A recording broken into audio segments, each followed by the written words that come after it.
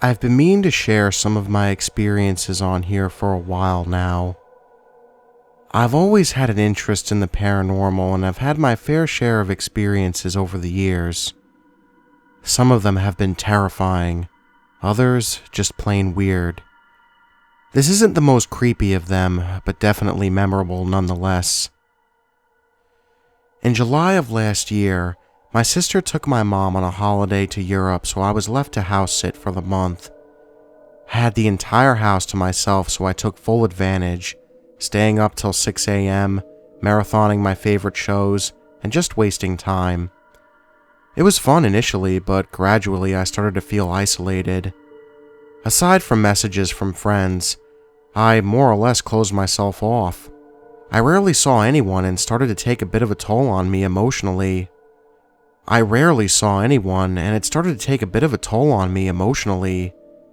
This is important to note because I believe it may have been a catalyst for my experience. One night during this time, I was awake at some ungodly hour listening to music. I'd all but given up on sleep after weeks of staying awake, binge-watching old TV shows, and talking to friends from abroad. So there I was, curled up on the sofa, listening to Jack Mannequin. All of a sudden, I got this overwhelming feeling. It's difficult to describe, but it felt exceptionally sad, like being lost somewhere unfamiliar. I waited, expecting the feeling to pass, but it only grew stronger. I didn't immediately draw on the paranormal as an explanation for what I was feeling and instead put it down to lack of sleep, but it became apparent that it was more than that. Eventually, I realized I wasn't alone, but oddly enough, I didn't feel threatened or like I was in any danger. The feeling grew more and more intense until I heard what I'm sure was a voice. I didn't catch exactly what was said, but the voice sounded like a young woman. As I registered what I'd heard, a name came into my head.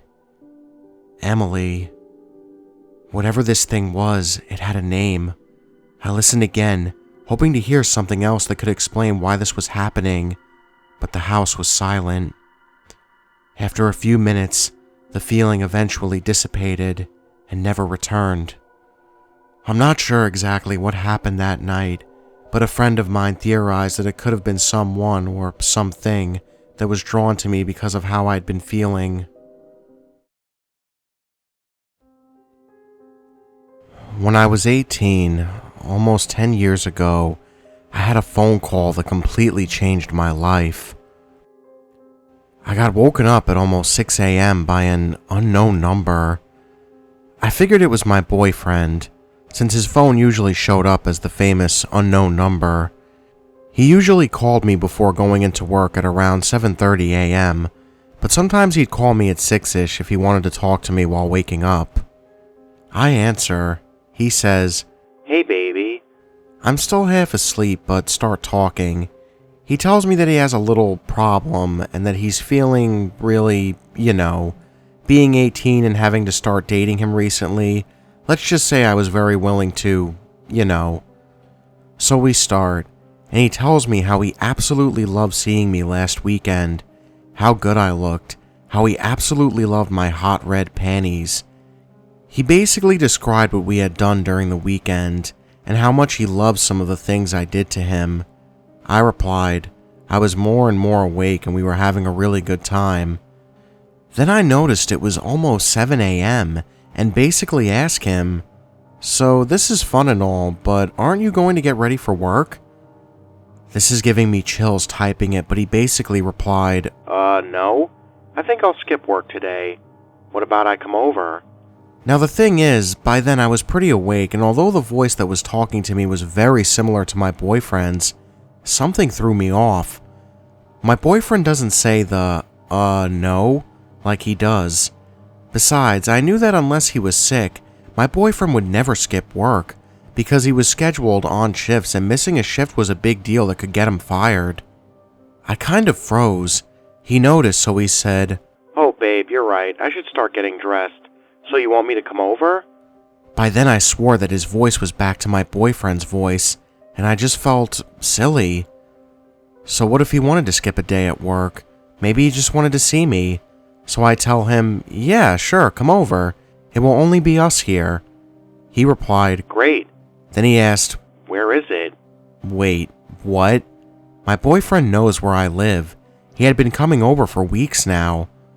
I laugh it off and tell him, you know where it is. That's when he laughed, and his laugh was absolutely not my boyfriend's laugh. I instantly told him, you're not Joe, who are you? He said, can you just hang on, please? I need to grab something. Meanwhile, I get a text from my boyfriend. I figure that maybe this is just a sick joke. Maybe he coordinated it perfectly. Maybe he's sick and his voice doesn't sound the same. The text from my boyfriend said, at the subway, going to work now, love you. I texted him saying, why are you texting me? We are talking right now. At which point my actual boyfriend called. He was very confused at first and figured someone had hacked into his MSN. When I told him it was by phone, he reassured me that he absolutely did not call me and that whoever it was not him. He had to go as the subway train was there, but he will call as soon as he was at work. Then the other guy called back. I picked up. I asked him, who are you? What do you want? I pretty much went crazy on him. He said that his name was Mike and that we had met a long time ago and that he just wanted to have fun and that he didn't know I had a boyfriend. I asked him how he did know what I was wearing and what we did and how he got my phone number. He just said, where are you? Why don't we meet? At which point I hung up. He called again. I didn't answer. Within minutes I had called my mom to tell her what happened. She told me to change my phone number and not to stay home alone. I changed my phone number right away. I also alerted local police. They opened a file, but nothing ever came of it. I still wonder how he knew what we did and what I was wearing. My boyfriend swore at the time he would never let any of his friends know all that, but his parents' house did have lots of windows and we weren't exactly careful. Mike, let's never ever meet. A little background about myself first. I grew up in a Mexican household with Mexican traditions and superstitions. Throughout my life, members of my family, and myself included, have had an unusual large amount of paranormal stuff happen to us. Some together as a family, but most while we were by ourselves. My family is from Matamoros to Malapis, MX, where the majority of my experiences have occurred. This experience, though, happened to me when I lived in a haunted house in Texas. When I was in my early teen years, my brother and I shared a room together in this jointed house that my parents were renting. The previous owner of the house had been murdered years prior, but as we were told, he was a gentle and caring man. Throughout the years living in the house, we would see his apparition, hear him walking, and feel him in the room with us, but it was never a negative experience. We would just say, oh, it was him again, and keep doing what we were doing. Now keep in mind, we were never afraid in this house, but something began to change within the house. I never really noticed at the time, but looking back towards per later years in the house, the man simply stopped showing up. Things were, I guess, back to normal for a while, but in his departure, something else must have taken his place, because there were several scary, terrifying moments that took place in that house. So now to the main story, the reason we're all here. It was a regular day throughout up until it was time to go to bed. My brother was lying in his bed, and I was in mine. On the head of my bed there was a Bible open to a specific passage which my mom said it would ward off evil spirits. She came in like she did every night, and we said our prayers. She would put her hand on the Bible and pray over me and my brother. She left and we went to sleep. The next morning, early around 7, my brother woke me up and began to curse at me, asking if I was messing with him. Confused, I asked him what he was talking about and swore to him that I'd been asleep the whole time. He became pale and it looked as if he was staring at a ghost. I asked him what happened, and this is what he told me. He said that at approximately 3 o'clock a.m., He woke up and felt a presence in the room. He said that he looked over at me, at which point I sat up on my bed, turned to look at him, and placed my right hand on top of the Bible. He said that I began to talk in tongues in a deep, raspy voice, all the while staring at him. He obviously was terrified and covered himself under the sheets. He said that I suddenly stopped talking, and the room became silent. He was afraid to look because he felt as if I was out of my bed standing over him. After a couple of minutes, he got the courage to uncover his eyes and saw that I was lying on my bed, fast asleep. I don't know what this experience was, and it was terrifying my brother and I. I don't know what this experience was, and it terrified my brother and I. Up to this point, I have not talked about this to anyone because, well, you know how some people are. I can't help but wonder if I was possessed, or if I was in some sort of trance. I just don't know. Either way, I felt violated.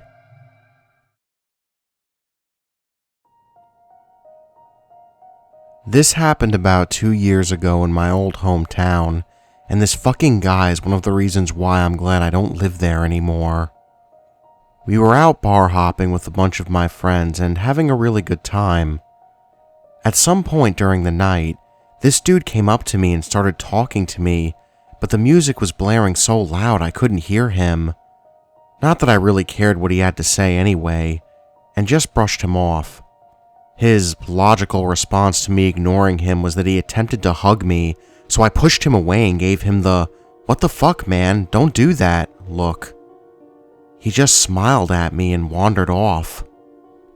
A couple of hours later, we were leaving the club and I was standing outside with one of my friends, waiting for the others to catch up.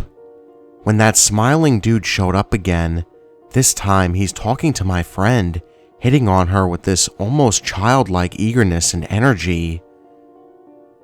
My friend is the quiet and shy type, so she's just glancing at him, stepping away from him every time he leans in to get closer to her. He didn't seem to notice his intrusive charm wasn't working and kept getting closer and closer to my friend, babbling enthusiastically about God knows what, with that fucking "I smile a lot to hide the fact that I enjoy drowning puppies" look on his face. My friend hadn't said a word to him. She was just backing away from him, and at this point it was pretty obvious that she was very uncomfortable, but too shy to say anything. So I stepped in. I told him that my friend clearly isn't interested in him, and that he should leave her alone.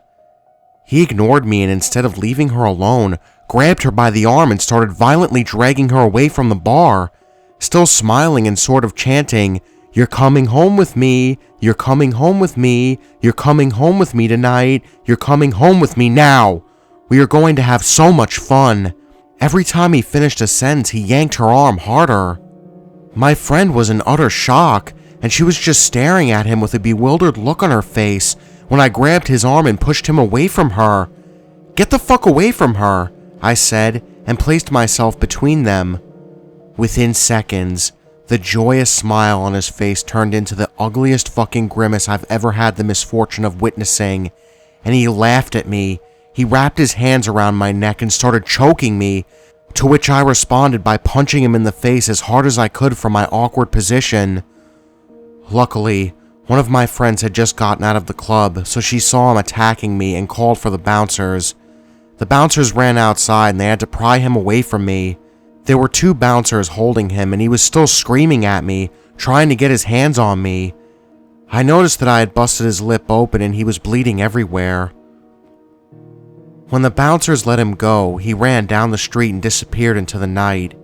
He got banned from 2 separate bars that night. Later on, I was talking about what had occurred with a few of my other friends, and they had both had their own creepy encounters with him. The other one telling me how he would come to his workplace and pester her all night. Eventually, it escalated to him standing outside of her window at night, screaming her name and throwing pebbles at her window like some fucked up Prince Charming. I never reported him to the cops because for some reason, I was afraid I might get in trouble for punching him in the face. I regret not going to the police a little because he obviously has a very disturbing history with women and he isn't afraid to take action. Unfortunately, I ran into him several times after that because it was a small town. I never made eye contact with him though. I am a photographer and there is a nature preserve maybe 2 or 3 miles from my house. I don't live in the best of areas, so it is one of the few places I can go within walking distance to get a decent shot when I need one to post for my social media BS. Being maybe 19 at the time, I was fortunate enough to have my mother drop me off on this occasion. The plan was for her to show up a little over an hour later to pick me back up, to save me the multiple mile trek back to our little home. Unfortunately, that isn't how things panned out. Just as we pulled up, another car did as well just a few seconds later. My mother was a little suspicious because it isn't a very popular destination, but mothers always worry, so I assured her that I would be fine and allowed her to head back to do things that she needed to do at home. There are 3 different ways you can go initially, a path that leads left, right, and one up the middle. They all kind of loop back around to the same spot, but it is a solid mile before it does so. I opted to take the middle trail as it was the most scenic, but paused near the entrance as I was still adjusting my equipment and taking some test shots before moving deeper where I might potentially see wildlife or something worthwhile. This is when the man who pulled up after I did and came in and proceeded up the center trail as well. I continued fidgeting with my equipment even after having it properly adjusted as I wanted for him to pass me. And as he did, he attempted to talk to me, something along the lines of, "Getting good photos?" Which any photographer will get when they're out shooting. I responded with something simple and kind, but also in a dismissive tone because I had no interest in continuing to converse with him. Something about him made me incredibly uncomfortable. So uncomfortable, in fact, that I decided to stay in the initial entrance area to photograph some boring-ass plants, even after he disappeared around the bend and out of my line of sight. I'm so thankful that I did that, because within 5 minutes he somehow managed to complete the full loop and end up back behind me. The loop takes me at least a solid 15 minutes to get through even when I'm in a hurry. He either busted his ass to circle back around me or took a shortcut to do so. Noticing I was still by the entrance, he passed me again, walking through the exact same way he had just been. This is when I knew there was absolutely something going on. I stood there and watched as he walked the exact same path, even down and around the bend out of my sight. I continued watching in the distance down at the bend where I lost sight of him for a few seconds, and what did I see? Him peeking around the corner to see me. Once he noticed I saw, he disappeared again. This is when I simply said, "Fuck this shit," and left. As soon as I exited the preserve, I took off in a full sprint, hoping I could put some distance between the two of us. Just as I was about to turn down a side street, I turned back to see him exiting the preserve and entering his vehicle. My phone was dead, and I had absolutely no way to contact anyone. I was at the point where I contemplated running up to someone's house and asking them to help or call someone for me, but I was worried I would seem like the crazy person. I turned the corner and once again we no longer had sight of each other. I was out of breath and unable to keep running. I just began to pray that he was no longer going to be following me. Maybe this was all just some weird coincidence, right? Apparently, prayer doesn't work, because within a few moments he was back in my sight, turning the corner and beginning to approach on the same street that I was now on. My mind was racing with all of the possibilities of what he was going to try to do to me, but without much time I just decided that I was going to give him the opportunity to do anything. I continued walking until he literally pulled up within a few feet of me, and his window began rolling down. I threw my bag down onto the ground next to me, turned in his direction with balled fist and shouted with full power of my lungs, "I will kill you if you don't get the fuck away from me!" The angry little scowl he had on his face this entire time faded and began to more resemble a deer in the headlights. He didn't know what to do. He then nervously uttered, "I have rights," before speeding off to never be seen by me again. I then had to complete the walk to my home, consistently looking over my shoulder and hoping he didn't make another approach. I'm just glad to have made all the decisions I made that day, because I genuinely have no idea what would have happened on that day if I didn't. Hey guys, thank you all for watching. Well, I apologize for the radio silence and for not doing these powwow with you guys at the end of these videos. Honestly, it's been a pretty crazy 6 months. It's been pretty nuts. So I just wanted to explain why, I've been away for a little bit, or why I haven't really uploaded that much recently. And I'm pretty sure every narrator has talked about this, but the adpocalypse, because YouTube is a piece of shit lately. Flag me for saying that, oh my god. But since YouTube has been a dick, it's kind of forced me to get a part-time job, so that way I could save up money more, that way I can get a paycheck every week. And, in all honesty, it's, I actually lost that job a few days ago, so honestly, the past few days have just been really, really hard. They really have been. I've been really hard on myself. I've been beating myself up and down about it and whatnot. I didn't get fired, for one, if anybody's wondering. I actually quit or resigned myself, and, not a lot of people really know this about me, but I'm pretty sure every narrator that's on YouTube, or anybody that's really on YouTube themselves as their own boss, when you start working a new part-time job and you're taking, orders from somebody, it's honestly really hard to, kind of get back into it, just because you're used to kind of working on your own schedule. You know what I mean? That's what I was doing, at least. I was working on my own schedule. I was waking up when I wanted to. I woke up early when I wanted to. I went to the gym. I was able to do, certain things. I was able to hang out with my friends. Now that you get a job in your life, things kind of get split. So things have just been a little up and down lately. Now, will my video schedule change?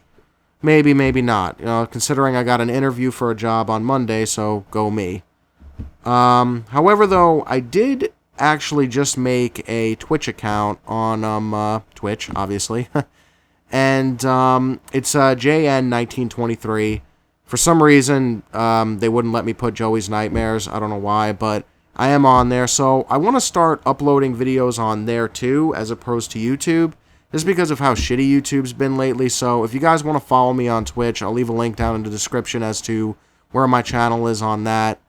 Other than that, though, guys, thank you all for watching, and thank you for sticking with me this far. I'm sorry I've been so distant with you guys lately. Just life and a whole load of other shit just gets in the way sometimes. But I love you guys all to death, and just remember, the best ideas always come out of nightmares.